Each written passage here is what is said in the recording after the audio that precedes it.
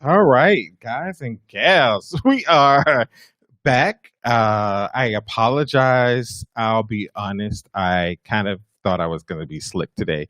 Uh, my mother always says, and most people who have watched this will know that I tell myself, Wesley, if it's not broke, don't fix it. So I said, hey, this little cord? I don't need this little cord. There's no point at this little cord. And unfortunately, there was a point to the little cord. So we are back. I do apologize. Thank you all so much for kind of being patient and letting me know that the sound wasn't going because there's such great content that we had already started talking about that I didn't want to just kind of go on and talk about it without. I mean, if you can't hear it, what's the point of listening? So yes. So in the studio today, we have Miss Natalie Ellis again. Natalie, introduce yourself now that people can actually hear you. Great. Thank you so much, Wesley, for having me. I'm Natalie Ellis. Put up a little higher. Yeah. Here I am. So I'm Natalie Ellis. I am a licensed professional counselor in the state of Georgia, where I provide mental health therapy services to children, adults, couples, groups. I also do trainings and provide workshops out of my office. I have a private practice in the Decatur, Georgia area. I primarily work with clients who have a history of some sort of trauma and dealing with depression, Hmm. anxiety, PTSD, those type of things. And so my role in therapy with clients is to help them heal and reach their best self. Right, right. Yeah. Well, I appreciate you so much for being patient with me now. Yes. You've been in the studio before, and I think that when we were in the studio, it was a little less, I didn't really have to troubleshoot, I don't think. I Not don't too think. much. So, I mean, this is a near and dear topic to me because being a relationship therapist, I treat a lot of individuals and couples who are experiencing so many different emotions that they've Mm, never had before, and they're married or they're in a significant relationship. yeah. And if 16 million Americans, according to Mental Health America, before this Mm, were experiencing depressive symptoms that qualify as depression, then even they're predicting that at least 20 million, given all of the high rates of unemployment, let's be honest, the trauma from the repeated assaults and police brutality on black men. So people's outlook is being changed, and really not for the better in some ways. So, and I know this is an important topic for you also. definitely, definitely. Yeah, this is a tough time for everyone. There's lots of losses that's happening right now with the pandemic, loss of job, as you mentioned, loss of homes, Mhm. loss of income, loss of friendships, loss of physical touch, and just loss of socialization in the way we knew it and we know it. Um, and so with all these losses, it's going to require time for us to kind of grieve because there's a new normal that's going on.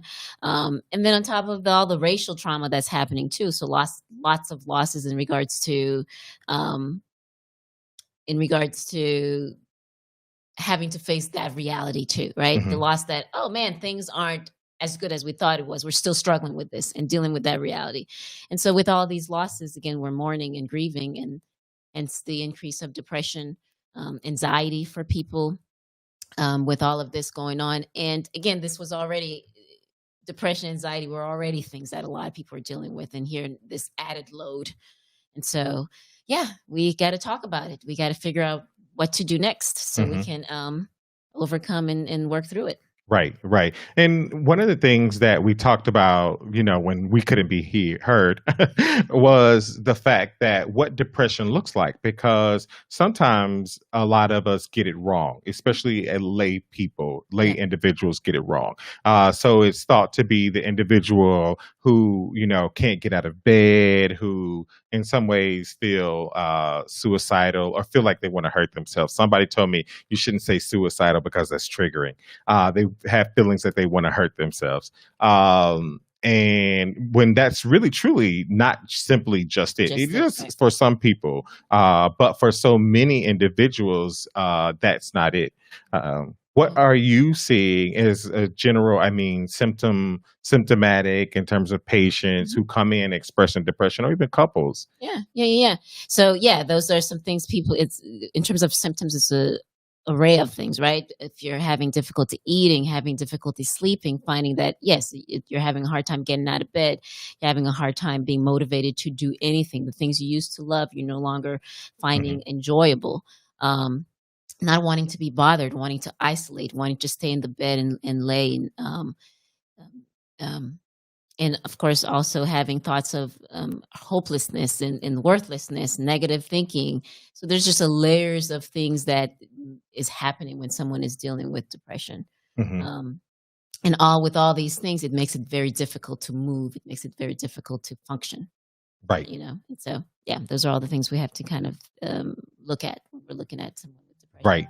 And one of the things that I think is really interesting, I talked about, follow another therapist, and they were having a conversation about just kind of sexual interest and different stuff of that nature of patients. And I brought up the what I'm seeing is really truly an increase in uh either like changes in sexual attitudes, or powerlessness for black men, Mhm, as a result of, you could probably say, as a result of all of the trauma mhm, that's going on television. You can say that also, it's related to, again, loss of income, just loss of ability to go outside and do normal things. sure, um sure. you know Yeah, yeah, yeah, yeah. And so all these loss of things that's happening is creating lack of motivation, and so intimacy is impacted, right? Because we can't be intimate in the way we used to. mhm, And then again, with what you mentioned with black men, if there are some concerns in regards to the racial trauma that's happening and the fears of police brutality and all that stuff that's happening with them, they're dealing with their own um internal struggles too, which then can impact their mental health, can impact their sexual health as well. And so those are all questions in coupleship that we have to take some time to figure out what's going on, mhm, you know? mhm. I'm interested to know, like, so when you think about how people we get into relationships at the end of the day, and one of the things that's on the rise is dating apps. Dating Mhm. has been apps have been like, they're explosive. That's the way that I mean, I don't know anecdotally what those numbers are, but a lot of people are dating online. Sure. And let's just be honest, if I'm an individual who suffers from depression, or even sometimes I don't know that I suffer from depression, that's not something I'm going to put in my bio. Right, you know, right, right, right. depressed black man looking for love of life. Right. You Mhm, know, mhm. Right. so you meet him, he's great, he's like, I talk to my mom on a regular basis. He's successful by all accounts, go to work and different stuff of that nature. And then that, what some people say, that representative is, it goes away, and you meet who they really are, and that person is experiencing signs of, like, what is clinically just depression, like Sure. loss of interest in things that they used to find enjoyable, all of those other things. Sure. What Mood do we swings, irritability, mm, yeah, and mood swings. Yeah, just poor communication skills. So there's a lot of layers of that. Yeah. right. I'm sorry. What you're gonna No, say? no, What's no. my I'm question? just interested to say, is there, like, say for instance, when you are dating, is there anything to that we could think about that we would share with people, like to look forward to, or like to have a conversation about as one is dating? Sure. I mean, one thing I tell my couples and I tell individuals as they're looking into dating, and because I work a lot with young women, and I tell them it's important to first know yourself, right? You got to Mhm. know what you want and you got to know what you need for you, for your mental health, for your sexual health, for your own overall health, right? And you want to make sure in as you're meeting people, you're meeting somebody who can meet some of those needs and who is, as they say, equally yoked to you, right? Who is compatible. Mm, Because all this relationships, in a lot of ways, is about compatibility, right? Because it's not just for the moment. We're talking about being in a relationship for a lifetime, right? We got to wake up together. We got to do things from our day to day together. So, are we compatible? our personalities compatible, our interests? Do we have shared interests? Do we have shared values? Do we have shared ways that things that we like to do?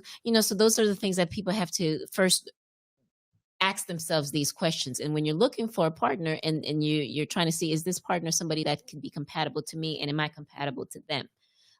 So yeah, I think there's definitely things one should be asking themselves, and things that you have to be mindful of in observing when you are dating someone, Hmm.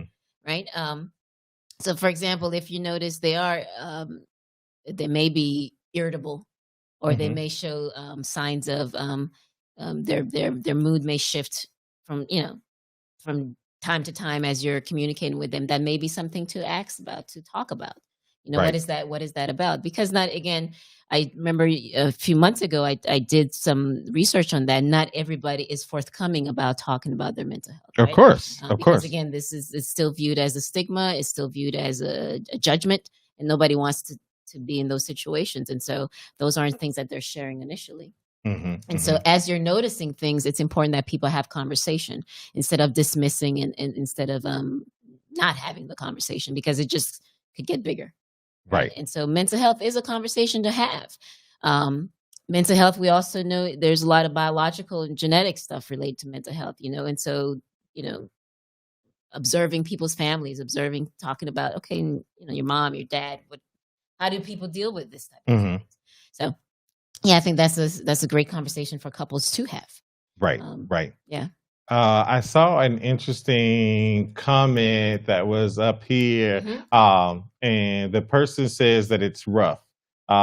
Combo of meditation and therapy work well for me. That was Medication pre-COVID, and therapy. right? Okay. Exactly. Hmm. And that's good when people know kind of about themselves. Know, hey, I suffer from depression. It is a challenge of mine, but there are so many individuals that don't know that they are depressed, Right. or that they Right. have been clinically depressed, because they nobody's either told them, or they just haven't been exposed for whatever Sure. reason. Sure. Sure. Sure. Yeah. And a lot of people aren't wanting to acknowledge that, right? So then um, they may busy themselves with work, or they may do other things to kind of mask that depression as well. And Hmm. so again, as we're noticing that it's impacting relationships, because again, what you said with the pandemic, we're all home. There's nothing to distract us. Right? Right. These last 5 months, we can't Right. go golfing or go play basketball, or just watch sports. There's no sports. There's no sports to Exactly. watch. We have to Exactly. look at each other, and we have to engage with one another more than we've ever done before. Right. So the things that we were masking before with distractions, social distractions or other kind of distractions, those distractions are gone away, and we're having to Hmm. kind of deal with a lot of this stuff. So we're seeing people having to face and deal with their mental health. Right. And Right. like you said, couples are seeing that amongst each other, and how to have that conversation with each other. Right. Another thing is, so many people have become unemployed. I mean, I'm working with couples, and both professionally and personally, who now are no longer having access to the things that they used to have. Like, they used to Mm. have, a home here and a home there, and the ability to go on vacation, and now it's, in some instances, in some families, both people are unemployed, Yeah. Yeah. and while, yes, I think we fall in love, and we say in our vows, for richer, for poorer, but in some of us never thought poorer would come. Sure. And Sure. Sure. now people are losing their housing, Mhm. and it's throwing people like into these ideas, especially if it's, whether it be a male or female, but if it's a male who had this idea that I'm the provider, and now I can no longer provide. Sure, sure, sure. One of the biggest things I tell couples, that it's important to reassess where we are, right? Mhm. And that could happen on a daily basis, weekly basis, monthly basis, however basis, because we constantly get things thrown at us, and every Mhm. time we get something thrown at us, it changes us to some extent, changes our what we have going on, our situation, and we need to come together to talk about this. And so with this pandemic and all these things that's happened, we've lost all this stuff. We need to come together and figure out what's going on, what do we need to do, right? Mhm. So with losses, we have to have an opportunity to grieve those loss, right? What tends to happen again, we've lost all these things and we're just trying to be back to normal. But there's no normal in the way we know it. There's a new normal. But before we could even get to that new normal, we have to grieve everything that we've lost. If we've lost a home, we have to take some time and grieve that. And with grieving comes, again, stages of grief. There's the anger. We're going to be pissed. We're going to be, sad. Hmm. And it's Hmm. okay. It's okay to acknowledge these emotions. Now, with that, again, going back to mental health and how people cope with their emotions, some people do a great job managing emotions of anger, of sadness, and some of us don't do it in the best way that we can. And Hmm. so how do we support one another in all of this? Because this is a time where, with all this loss, there's going to be a lot of emotions flying around: anger, irritability, anxiety, frustrations, sadness, and everything else, Right. So Right. how do we And support one another? Yeah. And it brings up a very interesting conversation, Natalie, because grieving is so much a part of like this new figuring Oh, out yeah. life, this new Yeah. life. And most people think like, oh, grieving the loss of like a loved one versus grieving the loss of what the idea was that you would always be able to do. Yeah. um I'm interested to know how can we support our men, because you're my female counterpart on this, because men are like, I'm not supposed to cry, I am not Mm. supposed to feel sad, and now you want me to cry because I lost a job. Like and recognizing that it won't look quite as clear as I'm sad because I lost my job or I'm crying because I lost my job. How do you think that that should look like? How do you internally be introspective and say, am I different? Am I doing things different? Mhm, mhm. Yeah, I think again, if a man is experiencing a loss in their life, right, and you're finding that you're having difficulty, right, in whatever capacity that is, whether it's difficulty in your relationships, whether you're finding that you're not motivated to do what you used to do, whether you're finding that your sexual health is different, whether you're finding that you don't want to be bothered with people in the same way, whatever that is taking that step to figure out what's going on, right? And so dealing and grieving is different for everyone, Hmm. right? And so I encourage people to cry, because crying is just a it's an outward expression of everything that's going on inside. It's like just let it all out without words, without just crying is just a great way to let go of things. And so for people, it's different. And so for men, what I would strongly encourage them to do is to kind of take that step back, go into your space and say, okay, Hmm. what do Hmm. I need? Right. Not what society says I need, not what my mom, my dad, everybody around me, my wife is saying I need. What is it that I need to get me back to where I need to be?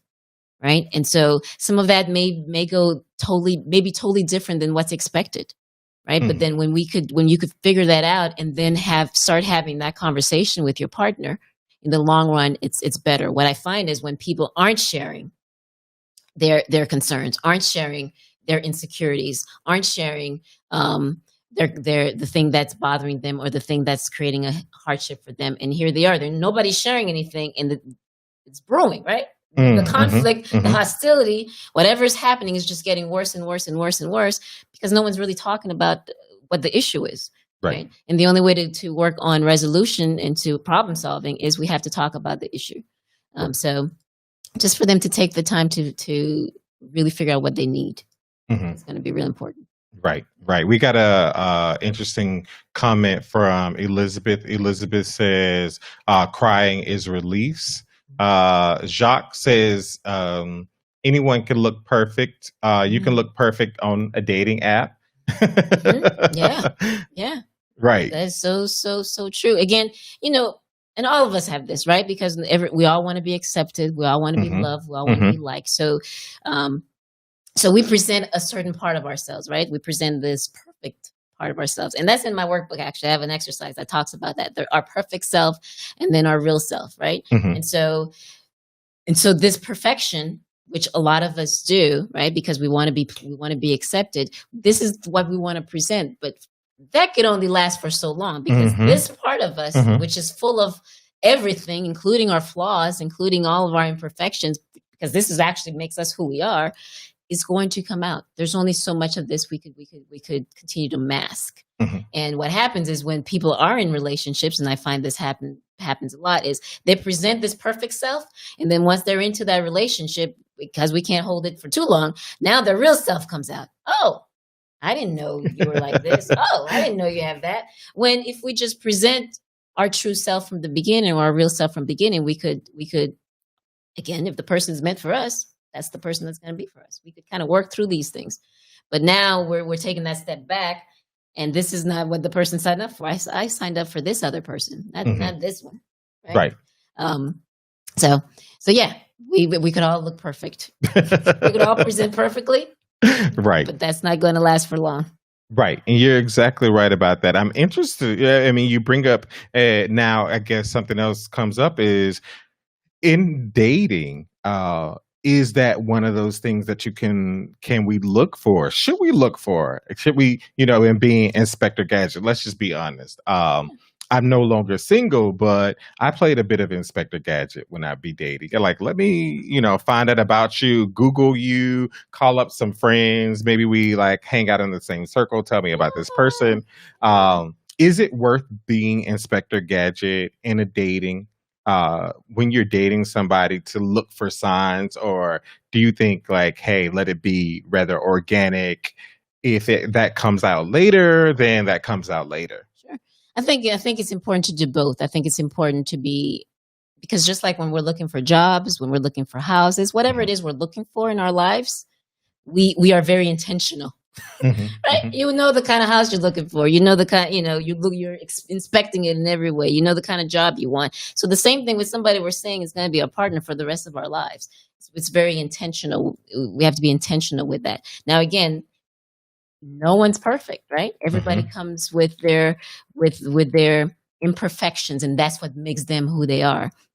Now, when I know this, now what do we do? Now what do we do with this versus, again, not knowing? So I do think there is it's dating has to be intentional, and we have to be mindful of the things that we know helps us be our best in looking for a partner, right? Because it's about compatibility. We want a partner that can meet our needs and vice versa. And so when we're starting to date and we find that this person is not somebody that can meet our needs, it doesn't mean you're a bad person. It just means you may not be the best person for me, right? And so those are things we could find out when we're asking the right questions, and it's okay to ask questions. I think when it comes to dating, it's okay to investigate, to get to know you. Right. And another thing that I think that I touched on briefly was about the experience that Black men, that my Black brothers are experiencing, possibly higher rates of sexual dysfunction, erectile dysfunction related to anxiety, trauma, depression, because again, the repeated assaults of seeing what I would love to say it ended with George Floyd, but at the end of the day, I feel like every week I am seeing yet another traumatic experience of a police brutality to a person of the Black and brown community. And that's tough as a man, especially when it's, I think that some of us in some ways would be like, you know what, that could easily have been me. And then that whole experience of a shortened future, of kind of like not really having like hope that I'm gonna live to see 80. It's funny because I was watching recently congressman that passed away, John Lewis. and he was 80, and I read a young lady's comment that says, he deserved so much more than 80 years. And I thought to myself that so many Black men don't even think that they will see 80. Right. And I Yeah. think even in some ways, he probably didn't expect to see a Yeah. because he was arrested over 20 times. Mhm. And he talked about his experience on Bloody Sunday while walking across the Edmund Pettus Bridge, where he was Yeah. brutalized by the police. And, you know, so that would be nice to kind of visualize yourself being like 80, 90 years old. But for on the commonly, I don't think Black men see themselves aging, getting to that age. Sure. Sure. And I think that that plays a part on a bit of depression too. Oh, If yeah. you don't Yeah, see you have definitely. like this really long life. Yeah, definitely. And I think even with the police brutality, even before that, the gang violence, just within the Black community, violence Great is topic. something that we Yes. do struggle with. And then Hmm. on Hmm. top of just the uh, slavery and everything else, and Hmm. Hmm. unfortunately, that stuff still does impact us till today. Just the institutional racism and the institutional racism surrounding slavery as well. So all these things are impacting us at this point to this day. And yeah, and those things do take a toll. I think for Black men, there is a lot of um, negative connotation put on them so much that they carry a big burden. And again, when your goal is to present yourself as this perfect, but then the world around you sees all the flaws, Hmm. right? And then every Black man is that flaw. Then yeah, I think that's a lot to carry. Hmm. It's Hmm. definitely a lot to carry, and in relationship and the expectations in these relationships too. Because I think the other piece too is, and I don't know the research on this as well, but Black women doing so well in their professions, and Black men still struggle a lot of times in their Hmm. profession. And Hmm. now they're a couple, and the difference in their profession and whether they're compatible in that way, and that seems to be a big deal too. And you can speak more to that too. But Right. I yeah, mean, so being a graduate from a historically Black college hmm, university, you know, I will say that from anecdotally, from what I remember, is for every 9 females in a classroom, in an HBCU classroom, there's one male. And, you know, yeah, yeah, that's a big thing. It's interesting because one of my clients that I'm working with, one of the things she says, she's a Black woman, mhm, is she has a master's degree, so she's comparing herself to her peers, in that the her peers who just have a graduate who has a undergraduate degree, for them it was easier to find partners, but the her peers who have a master's degree are having it harder to find partners, and her peers who have houses are having it. The more a woman has, it seems like it's harder to find a partner. Um, mm, and so then again, all that stuff impacts again mental health and relationships. right, right. Because when couples are coming together and the woman may be making more money than the man, and how does all this? How do we deal with all of that stuff? Right, right. Yeah. One of the things that also I think is in play here, as we talk about exploring grieving and different stuff of that nature, that I would love for us to cover just kind of briefly, in supporting one another, like the idea about toxic masculinity. I have talked on the show, and as we talk about kind of individuals grieving and what grieving looks like, I think that that adds some value, has some definite value to how we support one another, especially as partners about toxic masculinity. I mean, how would you recommend or express to one of your either female patients who is having a depressed partner, depressed husband, depressed wife, whichever it may be, to support them in that way when they see the person is really struggling, that I'm strong. This is not my problem. I'm okay. I think the first thing that's important, and I have a list of things that I think ways that Oh, one can awesome. support. Right. I think it's important that we listen. Right. And oftentimes to listen, it's important that we're silent. Many times we're listening, but we're not really there um, listening to what the person is saying. And in order to do that, we have to be quiet and listen to what our partner is telling us. And so that we can seek understanding, because that's the other thing, seeking understanding through their eyes. I think that's something that we sometimes miss, because again, many times we want to be heard. And when we're going into a conversation, it's about what I want to say.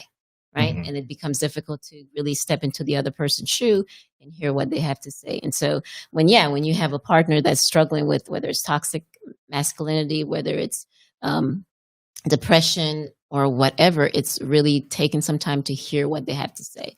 Because I think what goes on, and when people are feeling dismissed, then it becomes really hard to share who they are, right? So the need to keep up this perfection continues when they're not going to be taken seriously, or when they're going to be not valued or dismissed, or feeling as if whatever they're saying is not being heard. So people want to be heard, right? And I think as partners in these relationships, we have to give people the opportunity. Hey, what are you dealing with? How can I support you? And truly asking that question, right? How can I support you with everything you have going on? What can I do to support you in your needs? And genuinely in listening to what the person is saying. Right. Yeah. Right. That's so really useful. I'm just even thinking kind of like, again, in the sense when we have denial, because let's be honest, you have to kind of emotionally be ready to own it, to own that I am not, that I'm not in the right headspace. Yeah. And and I'm not being the husband or the wife or the picture that I thought it would be, and then be ready to accept support. Yeah, for sure. Yeah, it definitely takes self reflection first, right? So, but oftentimes not everybody's in that space to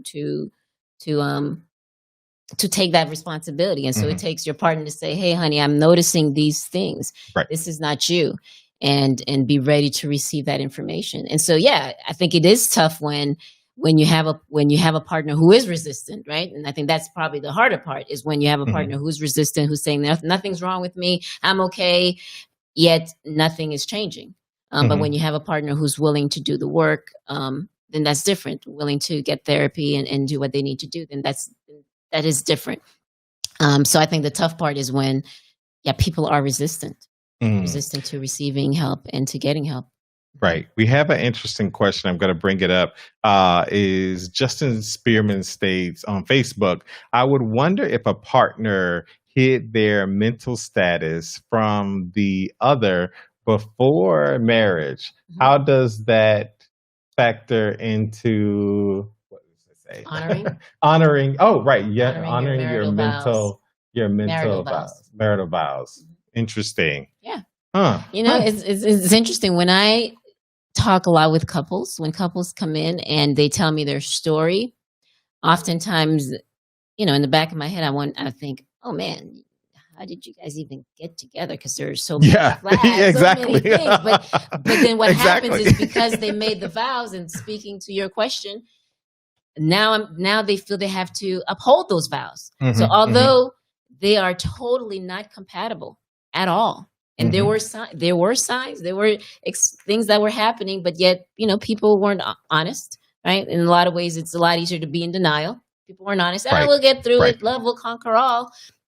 And so then here they are, but there's nothing that they have in common. There's nothing that's compatible. They don't have shared values. They don't have shared interests. And yet they're trying to, because they said I do, they want to uphold that. So yeah, it is tough. So people then have to really figure out for themselves, is this something we're going to really work through? And what are the now expectation? Now I know you have this diagnosis. These are the things that I'm expecting, right, from you, in terms of you getting the help that you need. And this is how I can support you. This is what you can expect from me. Because again, relationships is about, it's a two-way street, right? And so, yeah, there's some expectation you should have from your partner. If they have been diagnosed, it's expected that they get their treatment, whatever that may be, right? And so if, again, there is resistance, then I tell people we need to come back around and figure out, what do I do next, right? Because we can't make people do, right? The only person we're responsible for is ourselves, right? And we can't make people do what they need to do. Right. I think that, another part of that, Justin, is, so in terms of like marital vows, I don't think it's a breach of vows. Like when you think about kind of, I don't think it's a breach. I mean, yes, I know people have in some ways, not irreconcilable differences, but they don't really use it that much anymore to where you They don't. have a marriage annulled. No, right. So I don't think it falls into the ability to have your marriage annulled because you later found out your partner had a mental illness or your spouse had a mental illness that they didn't disclose. Um, hmm. I mean, I think it's worth exploring, like you said, like talking, communication, Mhm. actively listening. Yeah. Because in some instances, not always all the case, it's purely innocent that they didn't disclose it. That I either thought that this wouldn't impact us, or I thought that in some ways, let's be honest, some of us think that a partner will make us better. Sure, sure. And no one wants to be judged. No one wants to be ostracized. No one wants to be left out, right? So because there's still a stigma connected to mental illness, then people hide that, right? As though we Mhm, want to hide our flaws. We want to hide the things that's considered not okay, right? And we mhm, want to present only the things that's considered okay. But when in relationships, when both partners could give each other permission to talk about even the things that's not okay, mhm. and that's great. But but society does, and we're not there yet, right? We got to get there to Right, give each other permission to talk about right. things that's not okay. And interestingly, I had another client that I work with. She found out that her husband had a whole different persona, right? And so she's like, she wants a divorce. That's not the man I married. I married this man, and this man Mm, over mhm, here, mhm, he going back to sexual health. He watches porn. He's into a lot of these other type of sexual things that he doesn't present to her, and rightfully so. He said, "I don't want you to know any of this about me." mhm, mhm. Right. And so, but when she found out all of this stuff about him, she's like, "Oh man, you're not who I thought," you know? Right. And she's like, "That's not who I married." Um, but she is at a place to say, okay, now when both of us are coming in with our true self, you're coming with your true self. Now, what do I do with this? Mhm, You know? mhm. So so there is room for having those conversations when people are truly their real self. You know? Right, Yeah. right. I think that another really important value is to sometimes just basically as a CBT, I believe that journaling is so useful because I think that in some ways we make up in our mind things that are going on, and if we especially when we're mad, uh if we put down on paper like this very just objective uh things that are happening and how we're processing it, it will definitely make the conversation Yes. with your partner a lot cleaner, Yeah. versus kind of being emotional where Yes. you always, or you never wash the dishes, you're not pulling your weight around the house. I get that you lost your job, but we have kids to take care of. We have like, things that have to get done. When it does come out in this particular way, that the person has like something that says, okay, I've taken a moment, I've been thinking about this and I'm processing it, and I know it's a part of how it's affecting me and it's how it's affecting our relationship, and I really want to just be clear about what those things Yeah. are Yeah. versus kind of in the moment just saying you're not holding up to your end of the bargain in this relationship. Good point. Yeah. Which is the other reason I encourage couples to set times once a Mhm, week to meet up where they've actually thought about the things they want to talk about. Because you're right. Because then you could present it in a way that's productive. Because at the end of the day, both of us mhm, want to be heard, and we want to problem solve whatever the problem is. But oftentimes our emotions take over and we get defensive. And here we are arguing about the same things over and over and over again. Nothing gets resolved. But taking some time to write things out is really helpful.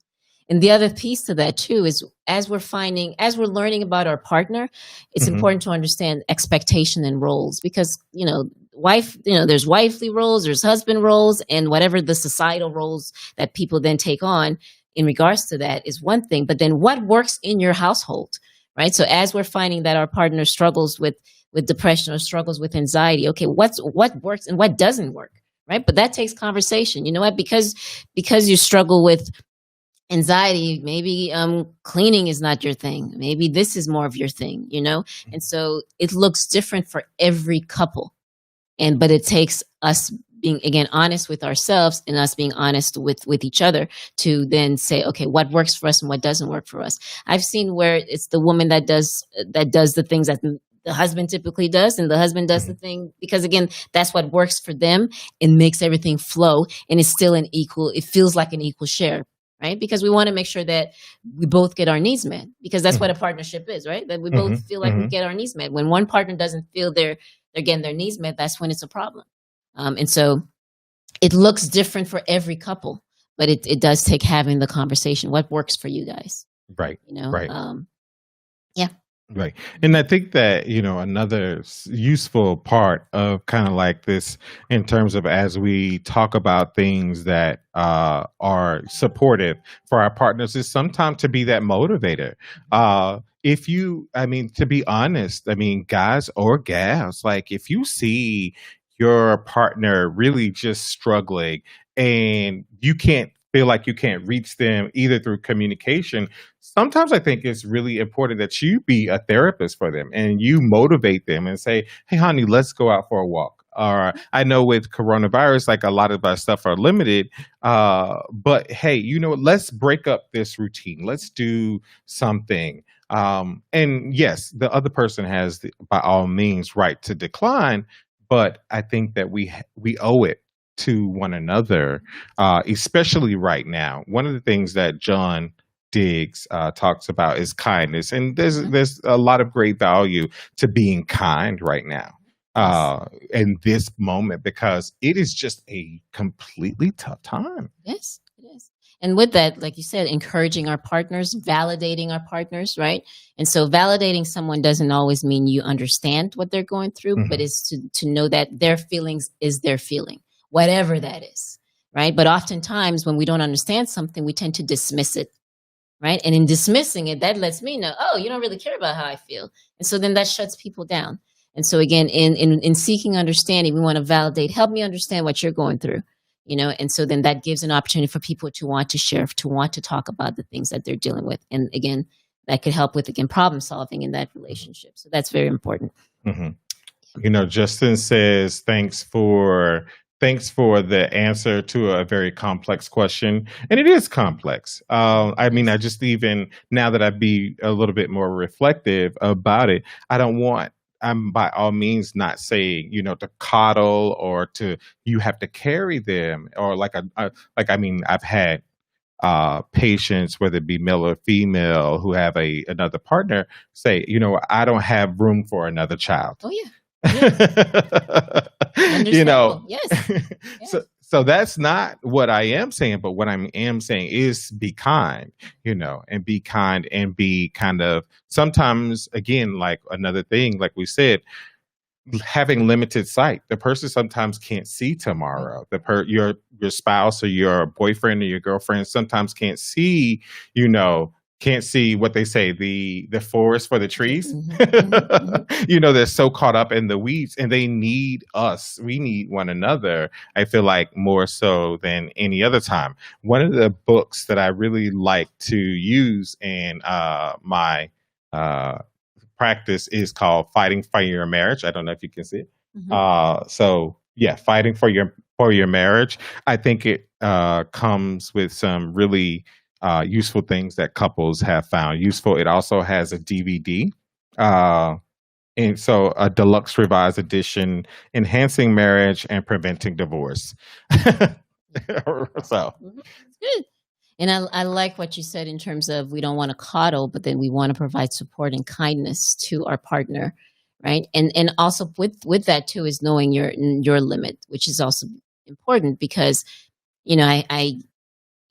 it could become overwhelming, right? So in taking care of our partner, it could become overwhelming for us, which is the importance of you also knowing what is your limit and saying, hey, honey, sounds like you're having a very tough time. How about we seek additional support? It's too much for me too, right? And again, we got to have these conversations, or else we're both going to find ourselves just burdened down, right? And so that could be a time to introduce professional help, to introduce somebody else to kind of help assist us, because that's also a lot for me. And so that's important. And the other thing too, I find I had a client who, with her partner, those were her exact words. I don't, I don't have a child, but she's Right, finding that she's right. having to guide him in a lot of ways, but that is also her strength, right? So in Mhm. relationship, everybody has their strength and everybody Right, has things they're not right. so good at, right? And so although we're coming in saying I'm going to do this, but then you may not be the best at it, your partner may be better at it, right? And Mhm, so again, when people have to come together, say, okay, this is the things you're really good at and these are the things I'm really good at. And so even in with that relationship, she finds that although she was burdened with having to do a lot of things for her husband, but mhm, then when she provides direction, he's able to do, right? So when she has everything written out, he's able to do that very well. But again, the motivation for him to do it is not there. She tends to be more of mhm, the person who's the go-getter. She tends to be the person who sees everything that needs to be done, but he doesn't. He's not necessarily that person. But when she says, "Hey, honey, how about this, this, and this?" Oh, he gets it done, no problem. But what she found was she was telling him the things that need to be done, and she was also doing it. She's seeing it and doing it, which became too much Right. work for her. And I was like, well, Exactly. maybe talk to him. Maybe have that conversation with him and seeing, okay, here are the things that you can do, and here are the things that I can do. Because again, we all have our strengths, and we all have things that we're not so good at, and sharing that load in that partnership becomes really important, and knowing who's good at what. So Right. yeah. Wow. I mean, I think I think we've given people a really great, some great information about, falling in love and being in love, especially dating. I think one of the biggest things is about communicating, Communicating is a big thing. making it okay to talk about hard things. And I know that that's not the easiest thing. It's sad because I was a nurse and I remember, I'm going to do a bit of self disclosure. I remember very young meeting someone who was a diabetic and we were both in our 20s. And I was like, no, that's not something I can deal with. That's and in as much as I was educated because I was a nurse, right? I knew that that doesn't change who you are, that doesn't make you defective. It just seemed at that particular time for me Mhm. a deal breaker or something that I see growing into something so much more that I wanted to sign up for. And I just kind of see this being as we think through things like depression. So, for instance, recently Tamar Braxton attempted suicide. Mm. Yeah. And again, when a person becomes suicidal, that's kind of like that depressive picture, feeling hopeless, feeling helpless, feeling like things aren't going to get better. So here she is, right? On Mhm. television, Yeah. a star by all means, and has like this acclaim, and Mhm. she cannot even see, working through it so much so that she attempts to take her own life you Yeah. know? Yeah. That's tough. That's tough when somebody gets to that point where they feel totally hopeless. And again, as the people around them, it's how do we provide support? How can I support you? And oftentimes when people are feeling that hopeless, they feel as if they can't turn to anyone. People won't understand. And you hear that over and over. Nobody understands what I'm going through. Nobody gets what I'm going through. And somehow we have to make ourselves available so that people can feel that they can Mhm. talk and that they can understand, that we can understand them. And so, yeah, Right. it's tough. It's a tough conversation to have. And I like what you said with the journaling. One of the things I tell couples and also just relationships sometimes, because it's hard for me to say what I have to say, Mhm, mhm. jot it down. We could talk through writing. So I have couples, their communication is a communication log through written Right. communication. And then as we're seeing things, okay, now let's sit and have the verbal conversation. Because sometimes the verbal conversation can be so tough, but once we write it and then you see it, then it makes it easier. But somehow the conversation has to begin. And Mhm. that's the key. There has to be conversation, or else Right, right, it right, just it right. just gets worse. Oh Yeah. my god. And it's so true. So, and again, like we said, never be afraid to I mean, unfortunately, sometimes we have to call 911. We have to say, you know what, you're in a place where I can't do this. And I know you are spiraling in either a rabbit hole or in a way that I'm scared. And that before I, you know, allow you to continue, especially if the person is expressing that they want to hurt themselves, they want to kill themselves. They're taking very risky behavior, which is not who they are. To call in for extra help, and that sometimes that help is calling 911 and saying, my husband or my wife or my spouse is either like cutting themselves or their self-injurious behavior, something. And so that's part of that. And also being able to say, you know what, like you said earlier, like we need to talk with a therapist.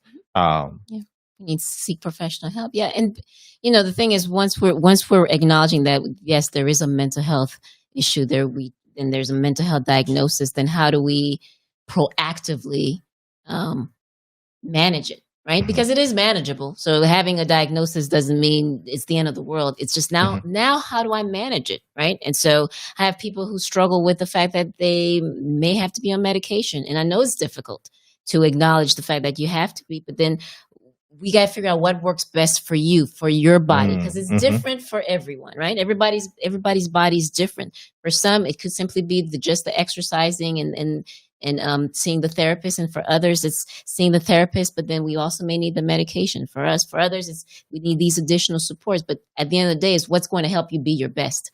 And that recipe, because we're all individuals, that recipe looks different for everyone. And so taking care of our mental health is a proactive effort. And I encourage clients to, hey, if you need to call 911 yourself, like you said, if you need to say, you know what, I need to be hospitalized, then it's okay. Because that's you know yourself best to know what you need.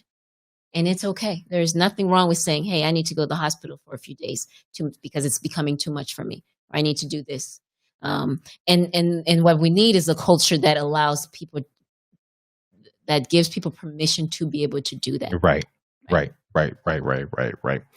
Oh, wow. So Natalie, I am completely out. I mean, I could go on for hours and hours, but it's already bad enough that I'm sweating you out in this, like humid studio today. Plus, under the light, my poor Natalie is like probably like, oh my God, what's going on? Even though you're holding it together very well and you remain beautiful throughout. Thank you. But yeah, so my last thing is, because I think that it's definitely worthwhile, is as we deal with not just our partner conversation, but especially if we have kids involved. And that's, I think, what some people are finding themselves difficult to do. I was on not a podcast. I was on a live stream last week. A few weeks ago. My girl, Nurse Elizabeth Corshu, and it was a men, and one of the gentlemen, several of the gentlemen, a couple of the gentlemen spoke about having depression and struggling through depression. And I know that they have kids. And while we didn't talk on what that was like to try to now manage this new symptoms, I'm recognize that I'm clinically depressed and I have to get help. And I'm seeing a therapist. Talking that through with your wife, or him talking that through with his wife, I'm sure was very different than him also sitting down and now having that conversation as a family. And again, I strongly encourage those things, because we are models for our children, right? Right. And so learning how to manage our emotions, learning how to manage our actions, our thinking, and learning how to manage our mental health, they're going to learn that from us. Our children are going to learn that from us. And so when we can't have that conversation with them, where are they going to learn it? Right? And so, I strongly encourage people to talk about it with their kids, to say, hey, I'm struggling with this, but these are the things that I'm doing to get the help. These are the things I'm doing to manage my depression. Because that's the key. The what next, right? The issue is, yes, there's this, and I get, just to say there's this is hard, right? But then it's the what next part. And there's always the what next. And we could overcome all that, and we could work through those things. And I'm here to definitely encourage people to do that. Right. Right.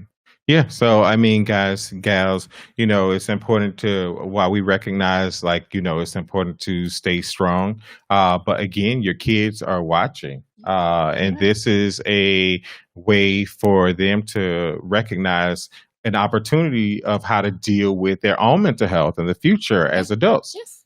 So it's not really about mom or dad being particularly weak, or even this being like this long thing. Because sometimes people think depression is like something that lasts forever, and the people cycle in and out of depression based on just different factors and things that are going on. So this is an opportunity to model really good adult skills for your Yes. children. Yeah. Yeah. So Sure. let's see. I think that who said just experiment excellent stream. Kudos. Okay. Yeah. So I mean, thank you so much, Natalie. Again, Definitely. when we got this thing together, I will.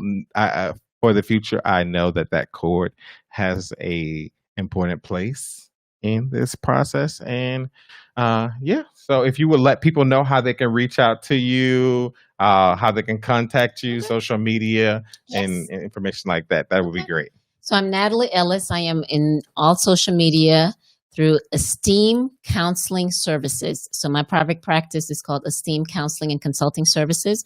So you could definitely find me. Esteem is ESTEEM, and it's for empower self through enrichment, education, and motivation. That's what Esteem is. And you could find me on Facebook, Instagram, LinkedIn, Twitter, all under Esteem Counseling Services.